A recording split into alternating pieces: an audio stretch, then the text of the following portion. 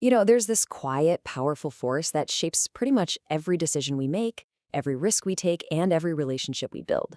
It's our self-esteem, that internal story we're constantly telling ourselves about our own worth.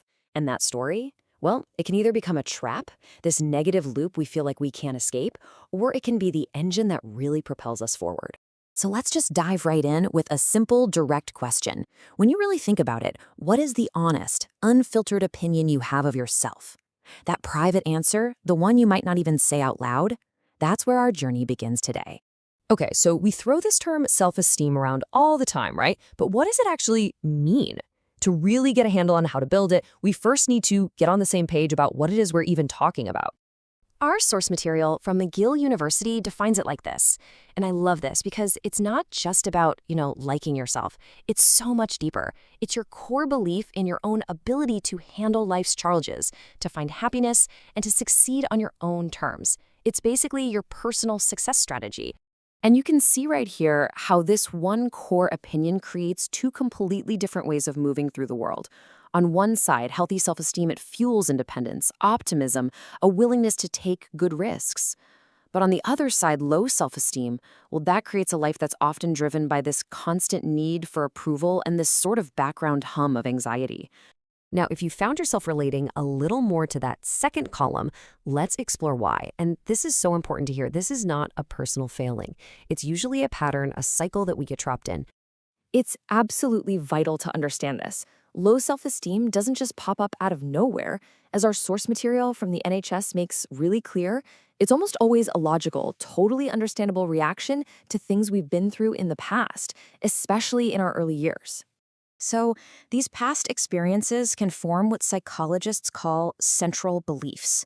These are really deep, fundamental ideas about who we are that they feel like absolute facts. A really common and painful one is this belief: I'm unlovable.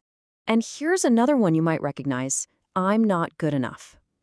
You see, once these beliefs take root, they act like a filter. They color how we see everything, every success, every failure, every single interaction we have. So our brains, they're wired for survival. And to cope with the pain of these core beliefs, we develop these subconscious rules for living. They're meant to protect us. So take Rachel, for example. She believes she's not good enough. So her rule becomes, I must be perfect. Or Tim, who believes he's unacceptable. His rule is, never ever let anyone see the real me. But here's the trap. Rachel's perfectionism, it's going to lead to burnout and anxiety, which just reinforces her feeling of failure. And Tim's hiding, that's going to lead to loneliness, reinforcing his belief that he's unacceptable. So the very rules we create to keep us safe end up proving our worst fears true. It locks us in this vicious cycle. Okay, but here comes the good news, and it is really good news. These cycles can absolutely be broken. We're going to shift gears now from the why this happens to the how we can change it. Let's open up a practical toolkit of strategies you can actually use to build a new, healthier cycle. The first, and honestly the most critical place to start, is your own mind. This is all about consciously rewiring the thought patterns that keep you stuck. It's about making a decision to trade in that harsh inner critic for a supportive inner coach, to see mistakes not as proof that you failed, but as necessary data for learning.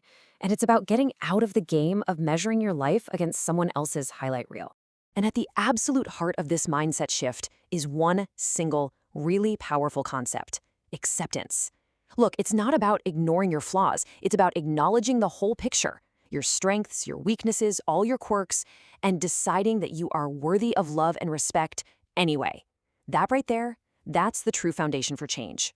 Okay, next up, we have to move from thought into action. Just changing your mind isn't quite enough. You have to prove it to yourself with your behavior. This means building habits that demonstrate self-worth, like being assertive about your needs, taking real time for self-care, or even just keeping a simple log of your accomplishments. Every one of these actions sends a powerful message back to your brain. Hey, I am valuable. And finally, you are the architect of your own environment. This is about actively choosing who gets your precious time and energy. It means curating a circle of supportive people who actually lift you up and creating some necessary distance from those who don't. It's about taking ownership and intentionally setting yourself up for success. So we've got this fantastic toolkit for rewiring our mindset, our habits, and our environment. But how do these strategies all come together to build a new positive cycle? How does it actually work? Well, it all comes down to one word: evidence. Every single time you use one of these tools, every time you treat yourself with kindness, or stand up for yourself, or acknowledge an accomplishment, you are actively collecting new data. And this new data directly contradicts that old negative story. And this creates an incredibly powerful new feedback loop, a virtuous cycle. You take a small positive action, you let yourself actually feel good about it, and that little success, it weakens the old negative belief while building a stronger, more accurate, and more positive one. It's self-reinforcing in the best possible way. All of this is powerful stuff, but it only works if you actually put it into practice. And the key here is to start small, and most importantly, to start now. So here's your mission if you choose to accept it. The biggest mistake people make is they try to do everything at once, and that just leads to overwhelm. So the goal here is radical simplicity. Just pick one thing, one single tool from that entire toolkit, and commit to using it just for today. Which brings us to our final thought. It doesn't have to be some grand gesture. Building a better, more accurate opinion of yourself really does start with a single, small act of kindness. So, I'll leave you with this question. What is the one kind thing you are going to do for yourself today?